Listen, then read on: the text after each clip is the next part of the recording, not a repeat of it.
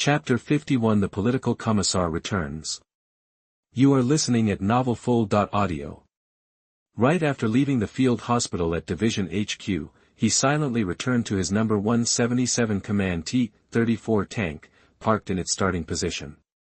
Nikolai, the electromechanical engineer, and Seryosha, the driver, were already hard at work, hammering and wrenching, doing some quick maintenance on the tank after a full day of combat, just as Malyshenko had ordered. Glancing around, he spotted Malyshenko, his head wrapped in gauze, and the loader Seryosha who had accompanied him back.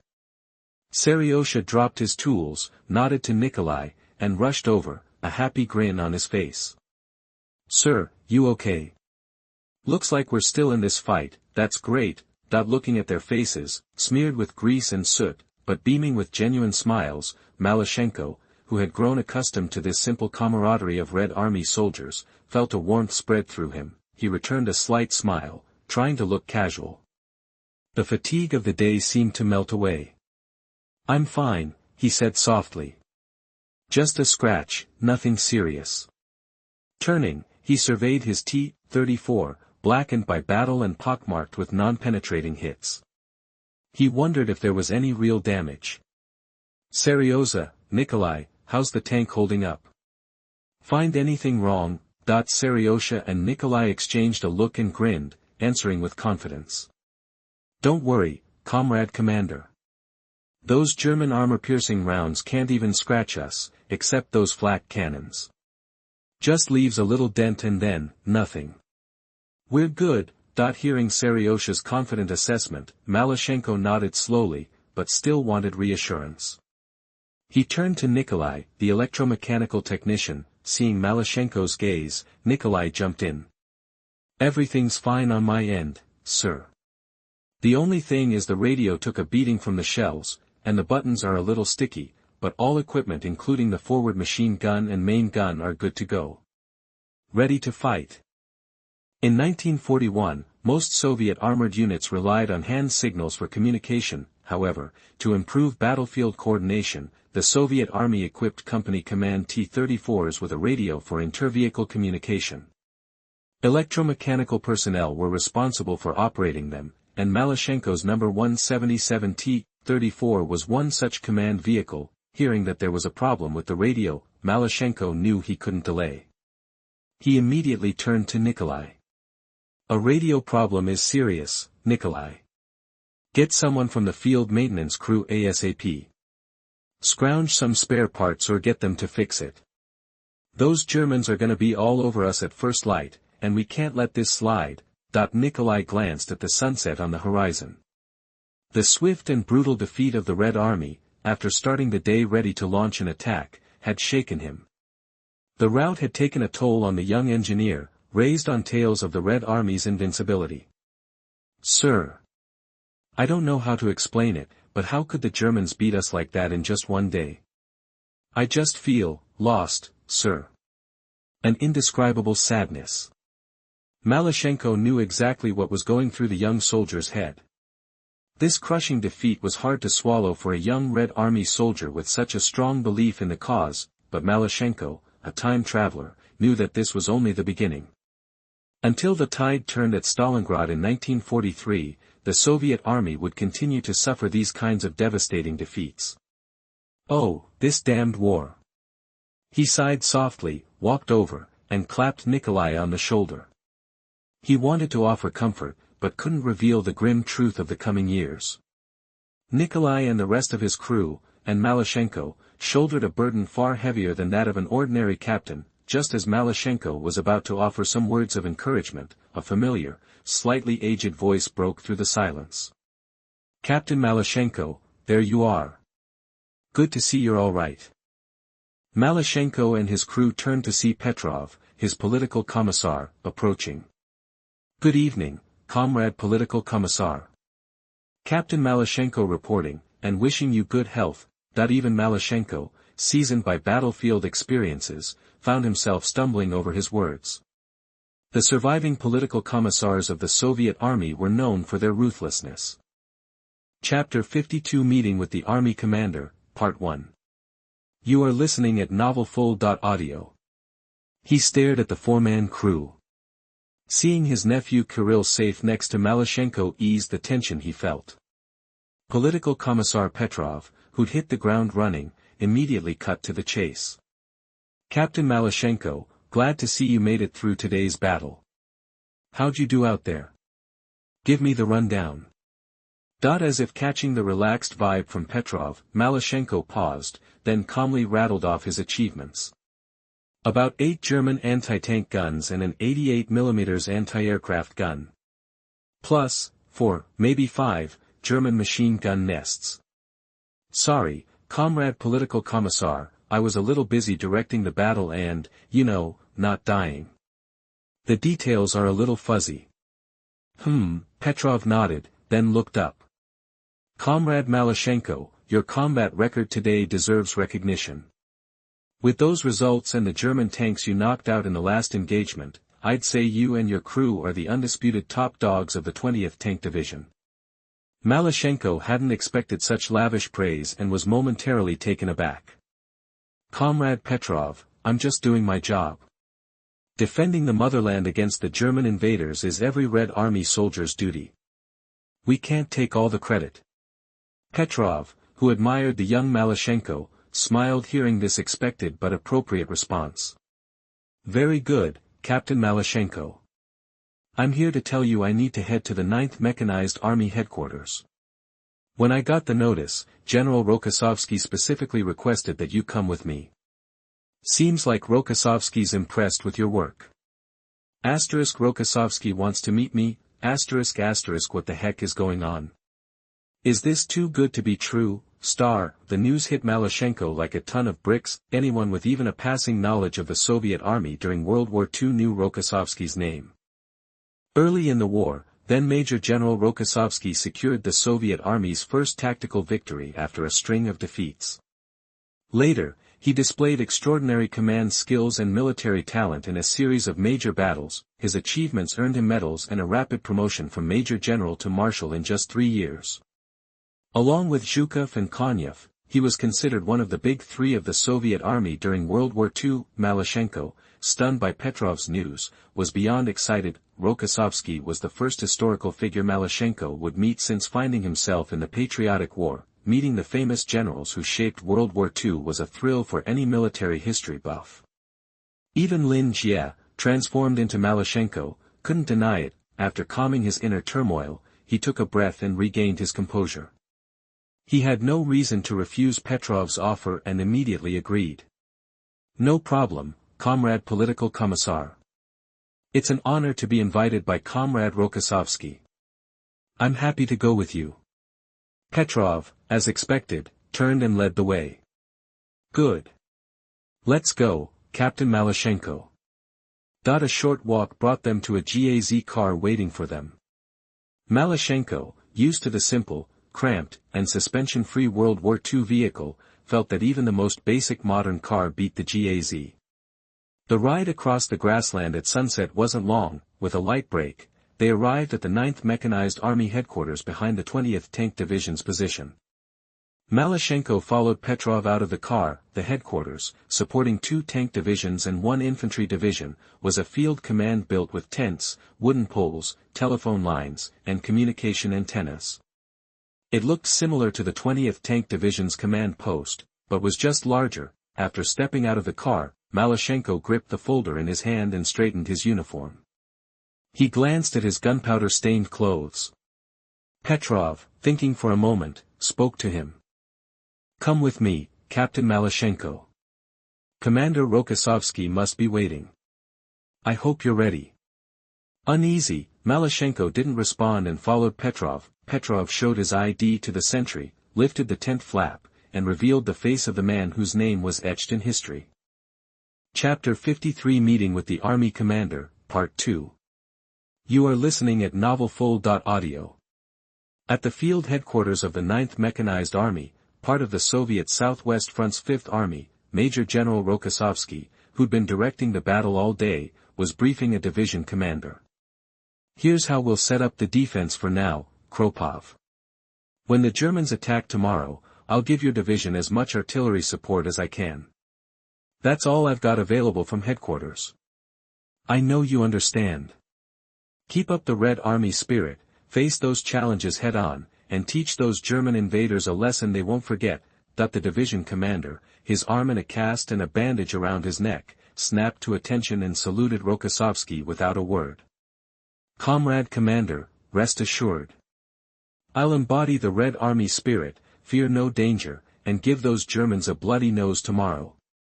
We'll make them pay double for the losses we suffered today, right in front of our lines. Rokossovsky, knowing this tough general well, seemed satisfied with the assurance from the commander of the 131st Motorized Infantry Division under his 9th Mechanized Corps.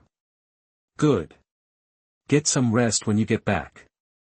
You need your strength, especially now that you're injured. Take it easy so you have the energy to command the battle tomorrow. Yes, Comrade Commander. I wish you good health as well.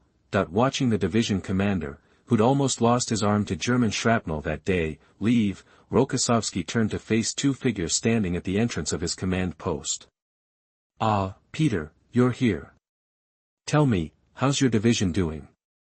I heard you guys fought like hell today. Political Commissar Petrov grimaced at Army Commander Rokossovsky's question, shaking his head slowly, clearly not wanting to discuss the 20th Tank Division's losses. Comrade Commander, frankly, the 20th Tank Division is pretty much wrecked right now. Petrov knew there was no point in hiding the truth from Rokossovsky. He paused, then continued. The two armored regiments lost over half of their heavy equipment. The infantry regiment supporting them took heavy casualties from German airstrikes. Our missing and killed numbers are over half of our original strength. Division Commander Cherniev is visiting the wounded at the field hospital. Also, the division's artillery regiment got hammered by German aircraft today. The light and heavy howitzer battalion is completely gone, and the air defense battalion only has one company left. But, despite these heavy losses, morale is still high, and the soldiers are ready for tomorrow's battle, Comrade Commander. Hearing Petrov's assurances, Rokossovsky, aware of the grim situation, forced a reassuring smile. You did well, Peter. Political work, boosting morale, and comforting the troops, that's your job. The 20th Tank Division's performance today is a testament to your dedication. I commend you on behalf of the military headquarters. Commissar Petrov, a survivor of the Great Purge, had lived through the Soviet Union's worst nightmare. But this staunch communist believed that Comrade Stalin's leadership was unquestionable. Fueled by this unwavering faith, Political Commissar Petrov, never forgetting his original ideals, maintained a youthful enthusiasm, well respected and loved by his subordinates. After exchanging pleasantries with Political Commissar Petrov, Rokossovsky turned to the younger man beside him. Peter, and this is... Seeing Rokossovsky, one of the Soviet Union's most famous World War II generals, looking at him, a flustered Malyshenko couldn't speak. Political Commissar Petrov stepped in to introduce him. Comrade Commander, this is Captain Malyshenko, the one our division mentioned in the previous report. He's destroyed over 20 German tanks and a dozen anti-tank guns. He even took out several German machine gun nests. Without a doubt, Comrade Commander, Captain Malyshenko is a true combat hero of our 20th Tank Division. Oh, I see. Rokossovsky rarely heard Political Commissar Petrov, a man of fairness and modesty, heap such praise on anyone curious about the young captain who'd taken out over 20 German tanks. He studied Malyshenko, seeing determination and strength. He nodded slowly. Very good. Just looking at him, you can tell he's a brave, frontline commander of the Red Army. You and your crew deserve recognition. Captain Malyshenko, after the fighting dies down, I will personally report your achievements to your superiors and recommend you for a medal. Hearing such praise from one of the most famous generals of World War II, Malyshenko, the time traveler, couldn't help but feel excited. Calm down, buddy, no big deal. Keep it together. Forcing himself to calm down, Malyshenko snapped to attention and saluted Rokossovsky. Chapter 54 Proving the Value. You are listening at novelfull.audio. Comrade Commander, Captain Malyshenko of the 20th Tank Division reporting for duty. Wishing you good health. Rokossovsky, a man in a position of power, had heard this kind of formal greeting countless times. But when those same old words came from a subordinate he admired, the distinguished Soviet Red Army general couldn't help but smile with satisfaction. "Captain Malyshenko, I've learned from your division's battle report and from Commissar Petrov that you've knocked out over 20 German tanks. That kind of record isn't just impressive for our Southwest Front, it's tops for the entire Red Army. You're practically an ace." He made no secret of his praise for Malyshenko's accomplishments. It was clear Rokossovsky, bearing a heavy responsibility, was very happy with Malyshenko's performance. "Now that you've eliminated so many enemies, Captain, I'm curious about your insights on the Red Army's tank strategies and tactics against those German armored divisions. I'd like you to share some of your tactical experience. If it's good, I'll forward your tactics and combat skills to my superiors with your endorsement. The German invaders' so-called blitzkrieg is proving very effective and tough to crack." Rokossovsky's question surprised me. I never thought this military commander, one of the Soviet Army's best generals, would ask me for a tactical breakdown. Meeting Rokossovsky for the first time, I felt a bit overwhelmed. Well. Looking a little awkward, I glanced at Commissar Petrov for guidance. Having just met Rokossovsky and knowing little about his character, I didn't want to accidentally say the wrong thing. This kid's thinking on his feet, I thought to myself. Commissar Petrov, seeing my silent plea for help, was about to step in and smooth things over, but Rokossovsky spoke first, having caught my subtle glance. "I understand your hesitation, Captain Malyshenko, but it's unnecessary. I'm simply hoping to glean some useful information from your successes to benefit the Red Army. Nothing more. Don't worry about saying something that'll get you in trouble." Hearing Rokossovsky's explanation, I breathed a sigh of relief, having suspected a trap. I gathered my thoughts and responded to his request. It wouldn't be right for a junior captain like me to make grand pronouncements on strategy, Comrade Commander. I only have some personal observations and suggestions regarding armor tactics and the improvement of our tank forces. I hope I can provide some insight. Objectively speaking, Comrade Commander, after a series of engagements with German armored units, I believe that while their tanks aren't as advanced as our new T-34s, their officers and soldiers have more combat experience and advanced tactics than our Red Army tank divisions. In the Germans' earlier blitzkrieg across Europe, the British and French, who'd fought the Germans to a standstill for 4 years in World War I, were completely conquered in less than 6 weeks. The British Army was crippled yet again. It's true the British and French were behind the times tactically and strategically, which is one reason. But it also proves the German armored forces have developed large-scale armored group tactics for invading other countries, and they've proven very effective in real combat.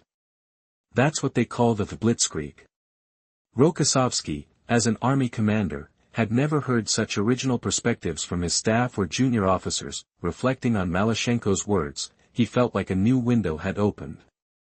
Rokossovsky's eyes lit up, and he eagerly said, "That's excellent, Captain Malyshenko. Keep going.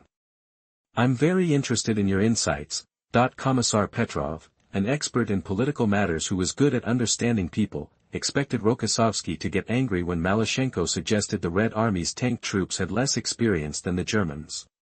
He'd prepared to intervene, but the strict commander suddenly became animated, his eyes shining. Petrov, who wasn't involved in military matters, decided to keep quiet. He wasn't about to spoil the commander's train of thought. "Yes, Comrade Commander." I answered, glancing at Rokossovsky's face. Seeing no sign of displeasure on the face of the man considered one of the Soviet Army's top 3 generals, I was relieved and continued after a moment's thought. "I believe the German success comes down to 2 key factors. First, while their tanks aren't as good as ours, their air force provides timely ground support, compensating for their armored division's shortcomings. Modern warfare isn't like the trench warfare of World War I.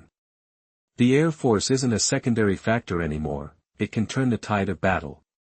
No matter how powerful a heavy tank is, it can't withstand aerial bombardment. The Germans' ability to withstand our attacks today and turn defeat into victory is largely due to effective air support. It's a vital piece of the puzzle. Chapter 55 Changing the Dilemma. You are listening at novelfull.audio. Air Force. Oh, not this old chestnut again. Ever since the German army kicked off Operation Barbarossa, Rokossovsky, scrambling to defend his homeland, had heard or seen that word countless times in military briefings and documents between officers, from the near-total wipeout of the Soviet Union's Western Front air forces on the ground after Barbarossa started, to those Luftwaffe fighters buzzing around like flies in the subsequent battles, constantly swooping down to strafe. Rokossovsky had seen firsthand the stark, jarring contrast between the two sides. A true heaven and hell scenario proved to Rokossovsky in undeniable terms the critical, undeniable role of air power in modern warfare. Rokossovsky, a Red Army man for decades, felt the shift in modern warfare in a way he never had before. Those little planes, almost an afterthought in World War I, had grown into something that could swing a battle, even determine the fate of warring nations. After a quick mental recap, Rokossovsky, at least on the critical issue of air power, found himself in agreement with Malyshenko from a strategic standpoint. You're right, Captain Malyshenko. Those guys raining death from above have become impossible to ignore. Once our Red Army's reserve and new air divisions are up and running, the Germans' days of ruling the skies over our motherland will be over for good. Seeing Rokossovsky agree with his modern perspective, Marat thought to himself that a great general is always a great general. He admired Rokossovsky's keen insight into warfare and his respectful demeanor, and then continued. That's just the first thing, Comrade Commander. Also, based on my experiences in battle and comparing German equipment and tactics, I believe that even though our Red Army tank forces have the superior T-34, there's another reason why we're struggling to achieve an overall strategic advantage: a lack of radios for tank-to-tank communication. Tank-to-tank radios. Malyshenko's use of such a technical term caused Rokossovsky to pause. In the summer of 1941, just after Barbarossa began, he hadn't fully grasped the importance of this seemingly small detail. Rokossovsky, unsure of the huge impact Malyshenko was suggesting, pressed for more information. Tell me more, Captain Malyshenko. I want to know why you think this little gadget is so crucial. As a time traveler, Malyshenko knew that the Soviet army before 1941 hadn't paid enough attention to communication between tank crews. He knew he had to fix this as soon as possible. He adopted a serious tone and addressed the waiting Rokossovsky. Before I answer, Comrade Commander, let me ask you a question. Imagine two classes taking the same exam. One class can wear headsets and collaborate publicly. The other class has to answer the questions alone, no communication allowed. Even if the students in the second class, working independently, are individually smarter and have a higher average IQ than the students in the class with headsets, which class do you think will get better grades? Malyshenko's odd question caught him off guard. Rokossovsky, unsure of the point, thought about the answer for a few moments. I don't think it's a tough question, Captain Malyshenko. The class with the headsets will do better.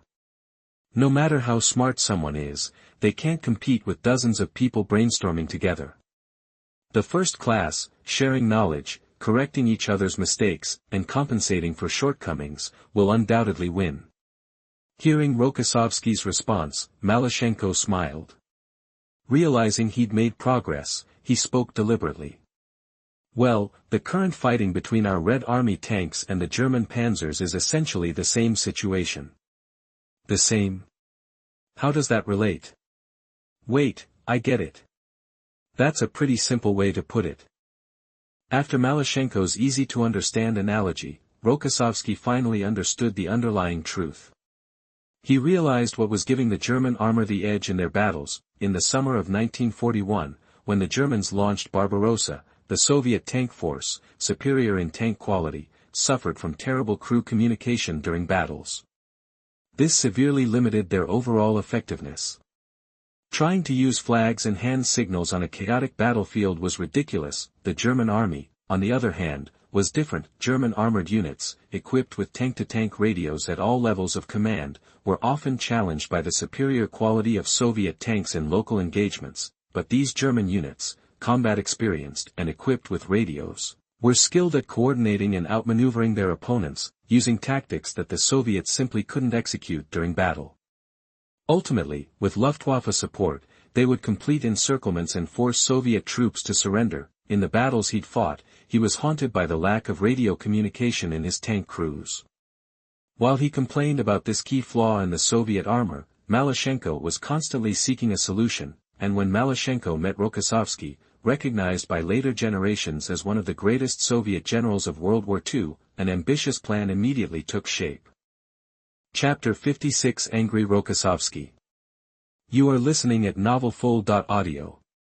As a rising star in the Great Patriotic War, Rokossovsky was poised to significantly influence the Red Army, even its top brass. Malyshenko believed that if he could convince Rokossovsky of the vital role of intervehicle radio communication in combat, Rokossovsky, who was due to report on the front lines and receive new assignments in Moscow in mid-July, could effect change.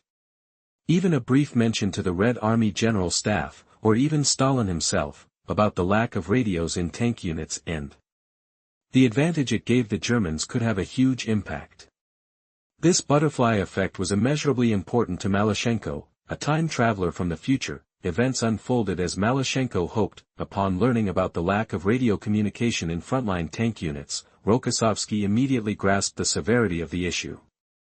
Malyshenko's simple explanation quickly resonated with him, revealing a hint of his renowned strategic brilliance. After a moment of reflection, Rokossovsky looked up. I understand the situation, Captain Malyshenko. Based on your report and others I've received, the lack of intervehicle radio communication is a key factor hindering the effectiveness of our tank units. Rokossovsky paused, his expression shifting in a way Malyshenko found difficult to interpret. But these things take time. You must understand that, Captain Malyshenko. While the Soviet Union has made great strides in heavy industry, producing the best tanks, we lag behind the Germans in light industry and electronics. Equipping every tank with radios like the Germans isn't realistic right now. Our electronics factories can't keep up with the demand. However, I will present your ideas. I believe this reform could be very beneficial to the Red Army. Hearing Rokossovsky's commitment, Malyshenko knew he'd achieved his goal. He saluted again. Thank you, Comrade Commander. If we can equip our tank units with radios, and combine that with the excellent performance of the T-34 and KV tanks, the Germans driving those tin cans won't stand a chance. Malyshenko's earnest words and solemn salute conveyed his determination. From their first meeting, Rokossovsky had grown increasingly impressed with this spirited young captain. As Rokossovsky, pleased with Malyshenko, was about to respond, a figure burst into the tent, surprising everyone. Reporting to Comrade Commander. General Korntrushev is dead. Our division is about to be wiped out. Rokossovsky, interrupted by the sudden intrusion and the loud announcement, frowned. He turned to face a Soviet colonel, covered in blood and dust, looking utterly defeated. Look at yourself, Colonel. You're a senior Red Army commander, not some peasant. Before you report the catastrophic losses of your division, shouldn't you first compose yourself? Faced with Rokossovsky's sharp rebuke, the disheveled and bandaged colonel, not directly under Rokossovsky's command, desperately tried to explain. Comrade Commander, I am Colonel Krug Butasov, commander of the 24th Tank Division of the 22nd Mechanized Army. Our army commander, General Korntrushev, is dead, and the German attacks are relentless. I'm here to request assistance and silence. Rokossovsky, seeing no fighting spirit in the colonel, cut him off. Don't tell me any more about the annihilation of your 22nd Mechanized Army. I know General Korntrushev is dead, but General Damruch has taken command. I spoke to him on the phone not long ago. Your forces are still engaging the German invaders. Have some dignity. Go back and find your soldiers. They need your leadership. Remember, you're a soldier, a Red Army commander who swore an oath. Fulfill your responsibilities to the end. Stung by Rokossovsky's furious reprimand, the colonel, who had hoped for a fallback plan, didn't dare to argue. He saluted hastily, turned around, and hurried back the way he came, having dismissed the disappointing division commander, Rokossovsky, in a terrible mood, had no time for further tactical discussions with Malyshenko. He pinched the bridge of his nose, closed his eyes, and gestured wearily toward the tent entrance. Chapter 57 Drunk, Part 1. You are listening at novelfull.audio.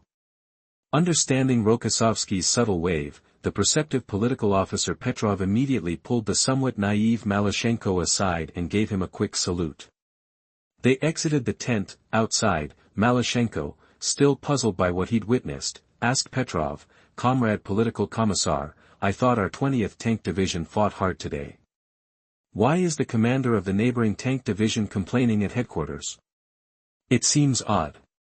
Petrov shook his head, a hint of weariness in his expression. As a specialist in political matters, Petrov understood the unique method some young, handsome, but undeserving officers used to climb the ranks. Before the war, these charming officers, more skilled at downing vodka or chasing women, weren't good for much else. They were better at sweet-talking than pulling a trigger. Expecting these guys to defeat the Germans through flattery was like expecting pigs to fly. Thinking about the deplorable conditions within the Red Army after the purges, Petrov shook his head again, a sense of disappointment washing over him. A lieutenant colonel couldn't fix this alone. He sighed and said to Malyshenko, "Sometimes things happen that we don't want, Captain. What we can do, others can't. And I've never counted on those who got where they are by kissing up. We need officers with your commanding skills and fighting ability."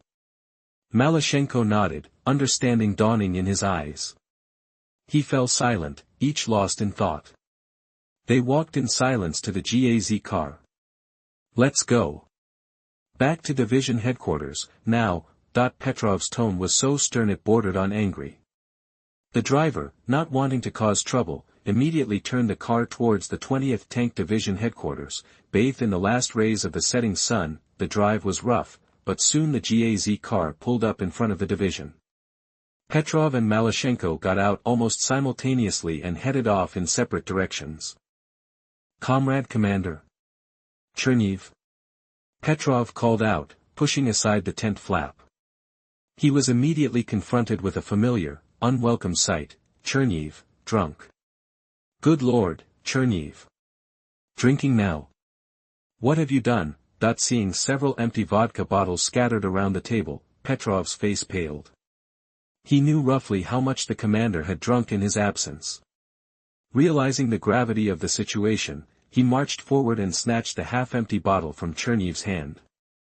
"I don't object to a celebratory drink after a battle, Comrade Division Commander. It's a Red Army tradition. A little vodka can boost morale. But look at you, Comrade Division Commander. How much have you drunk? That's a month's ration for a soldier. Besides affecting your ability to command, aren't you worried about your health?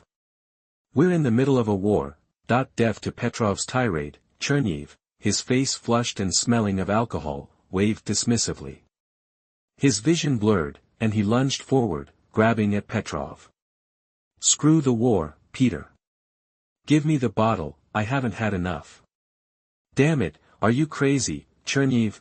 Knowing he couldn't fight the 6 feet 3 inches, 200-pound commander in his drunken state, Petrov dodged aside.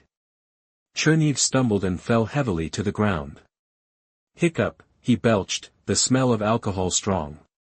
Struggling to sit up, he gave up and sat there, babbling nonsense to Petrov. "Hiccup, I said, Peter, I haven't had that much. Just a little to clear my head.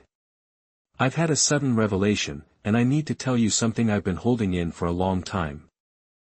He waved his finger in the air as if making a point. Without waiting for Petrov to respond, Cherniv continued, "The war's gotten to this point, Peter, and you and I, we both know why. Our great leader Comrade Stalin, that little shoemaker from Georgia, is the one who's killed countless of our comrades. Kurgan, Popov, and Father Ivan, good men, good commanders, all swept away by the black tide. They lost their lives. I don't get it. Is that sacrificing your life for the so-called revolutionary cause? Bullshit. Chapter 58 Drunk, Part 2. You are listening at novelfull.audio. As night rose and the last sliver of sunset vanished, inside the Soviet Army's 20th Tank Division field headquarters, a drunken Cherniv was sprawled on the ground, rambling to his old friend. Peter, we thought life would get better after we wiped out the White Army and the bourgeoisie. No more rich folks exploiting us, and a strong, wealthy country. But what happened? We survived fighting the whites and foreign invaders, only to get shot by our own people. The White Army never dreamed they could kill a marshal like Tukhachevsky, but he ended up as nothing. He swayed, muttering like a broken record. He grabbed the table to steady himself. The world swam, and Cherniv felt like it was collapsing. He couldn't separate reality from memory. I get it now, Peter. 5 mechanized corps we threw into this battle, 5. And we got our asses handed to us after just a little fighting. It was a disgrace. They'll say the Germans are too strong, they have planes, we don't, trying to fool everyone. But we know the truth, the failure starts with those lazy little bastards in the lower ranks. He splayed his hand towards Commissar Petrov, shaking his head. Finally, Cherniv, fueled by alcohol, spilled out the painful words he'd been holding back. This guy's a big shot in the Interior Ministry, that guy's a political commissar, and the mayor's son acts like he's above the law. Peter, if Lenin saw this, wouldn't he die all over again? This socialist Soviet is a mess. Cherniv, always a tough Red Army commander, lost control under the weight of alcohol and depression, bursting into tears as he spoke to political commissar Petrov. The White Army and the Black Baron wanted to bring back the Tsar. But from the taiga to the British coast, the Red Army is the strongest. Snot and tears streamed down his face as he belted out the anthem of his faith. It was a funny sight to outsiders, but to political commissar Petrov, who'd also lived through those dark times, it was perhaps the real Cherniv, exposed. Seeing his old comrade in arms so broken and sincere, he sighed. He set down the half-empty vodka bottle and helped the stumbling Cherniv to his feet. You're not thinking straight. You're talking crazy, comrade division commander. Get some rest, and we'll plan for tomorrow. With Petrov's support, they reached the cot. Cherniv, slurring and half-conscious, kept muttering old songs of faith. I'm clear-headed, not talking crazy. The Red Army soldiers held the bayonets tightly in their rough hands. We should all fight more and more bravely, and carry out the final battle. Okay, knock it off, comrade. You need to rest. You can sing all you want in the morning. The atmosphere was different away from the chaotic division headquarters. Malyshenko returned to his vehicle alone. The temperature had dropped sharply after sunset, and the cold wind whipped across the plains. Kore, Kirill, and Seryosha were sitting around a small fire with other crew members, chatting.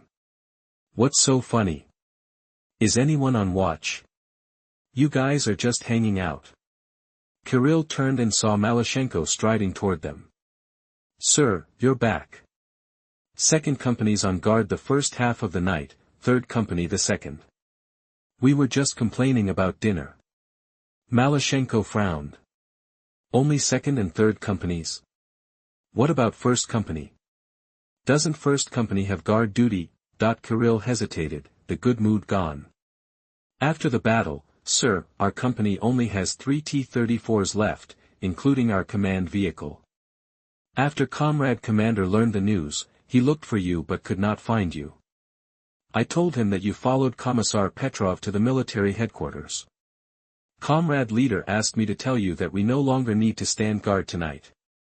Let us rest and prepare for tomorrow's battle. Malyshenko fell silent, more depressed than happy. After a day in the thick of it, Malyshenko wanted his men, even the ones whose names he couldn't remember, to survive, not just to have a peaceful night off duty. Hey, it is what it is. History's going to happen. I'm just a passerby. I'm not strong enough to change anything. He sighed and found a spot by the fire.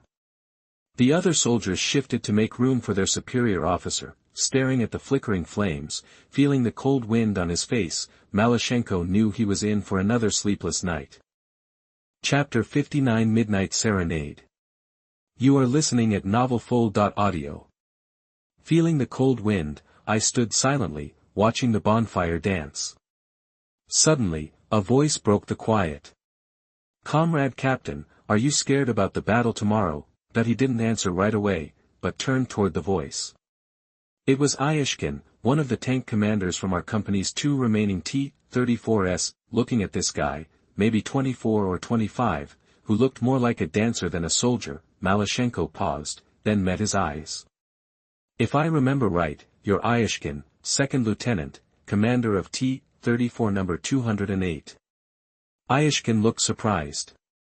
He and his crew had only been assigned to us last night when we were getting ready for the attack. The brass had temporarily put him under Malyshenko's command. The lieutenant, fresh from a brutal battle that day, clearly didn't expect a captain 2 ranks above him to know his name. He jumped to his feet, bracing himself with one hand on the ground, and snapped a salute. You could see the joy in his face at being recognized. "Comrade Captain, Second Lieutenant Iyashkin, Car 208, reporting for duty. Wishing you good health." Looking at the excited young lieutenant, Malyshenko remembered being just as thrilled when a superior had acknowledged him, intentionally or not. He waved Iyashkin back down. "Sit down, Lieutenant Iyashkin. There's no rank tonight. We're all brothers in this together." Those simple, sincere words lifted the mood. As Iyashkin sat back down, Malyshenko cut him off before he could speak, already knowing what was on his mind. "Brothers, Lieutenant Iyashkin just asked if I was scared during the fighting today. I'll hold off on that for a second. I want to ask you all, who here can honestly say they weren't afraid at all today? Anyone willing to stand up and show off their bravery?" Malyshenko's words hung in the air. The Red Army soldiers looked at each other in silence for a full minute. Not a single one dared to claim to be fearless. After the brutal armored combat they'd been through, none of the survivors still had that naive fearlessness they might have had before. The screaming Stuka dive bombers rained death from the sky. The roaring 88mm guns were like combined harvesters, mowing down Soviet tanks. Ammunition exploded, turrets flew off. Comrades were incinerated in fireballs. Every surviving Soviet tank crewman knew, intimately, just how close death was. Seeing that no one was going to answer, Malyshenko, sensing he'd made his point, stood up straight and began to tell the tank crews what he'd been planning to say. "Comrades, brothers, what I want to tell you today is that after so many brutal battles, we're all feeling something as the dust settles. We're all scared, to some degree. Even me, your Captain Malyshenko. That fear comes from our human instinct to survive, especially after watching our comrades die in those tanks. It makes the fear real." He paused, then shifted to a more assertive tone. Malyshenko began to broaden the topic. "But that's why I need to make something clear. The fear we feel comes from our instinct to avoid death. It's not fear of the Nazi invaders themselves. These bastards burned our homes, trampled on our land, destroyed everything we held dear. They want us, Red Army soldiers, to be afraid of them. They want to force us to lay down our arms and surrender. They want to portray themselves as invincible monsters, as death itself." His voice rising with passion, Malyshenko couldn't contain himself any longer.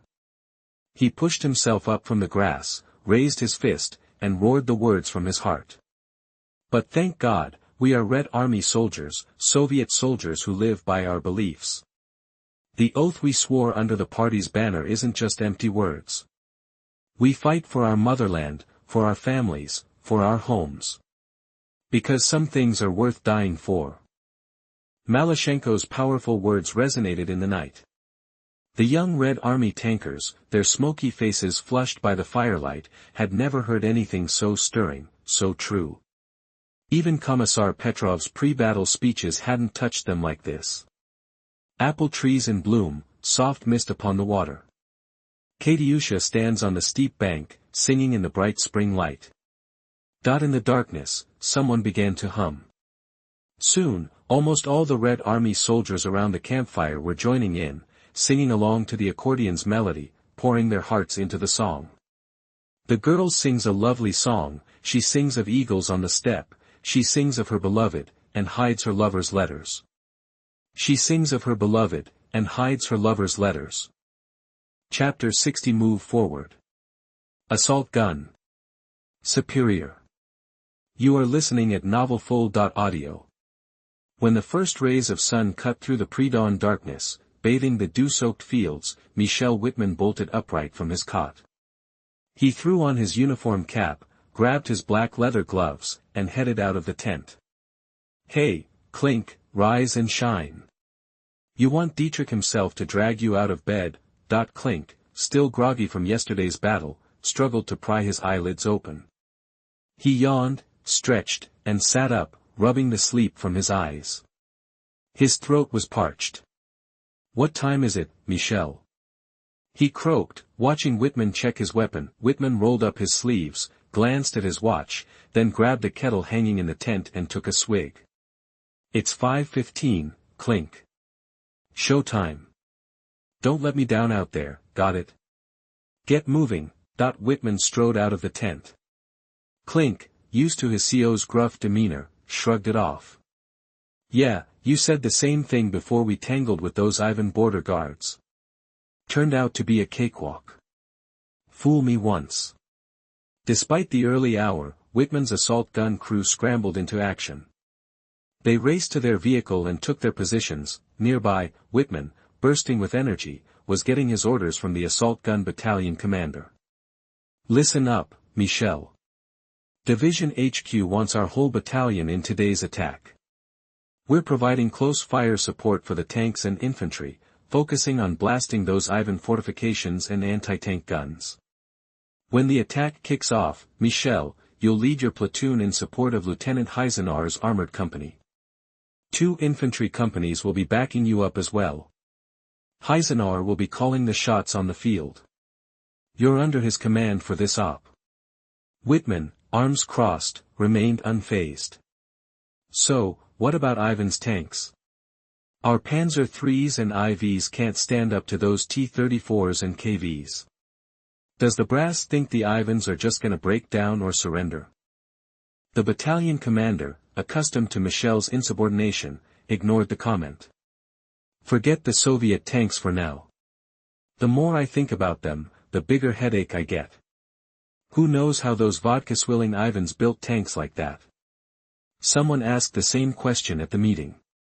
General Dietrich said, the Luftwaffe will handle most of the Soviet armor.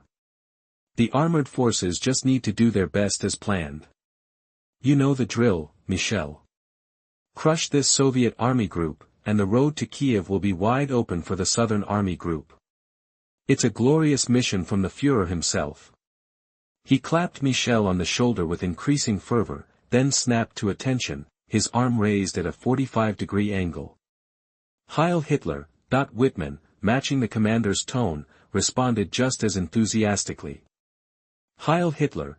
Watching the battalion commander stride away, Whitman sighed, a twinge of unease nagging at him. He's singing Panzer March, but hoping Göring's boys show up on time. Maybe I should have joined Dallas and flown with those big birds. But complaints were just that, complaints. As a loyal SS soldier, Whitman believed the Führer's path was the right one. He knew what he had to do. He straightened his cap, returned to his vehicle, and asked his crew, how are we looking, boys? Is she ready to roll? The driver, Koldenhoff, brandished a wrench and smacked it against the tank's armor. Every inch of track and every road wheel is perfect, Michel. I could enter this baby in a race. Though I can't guarantee you'll win.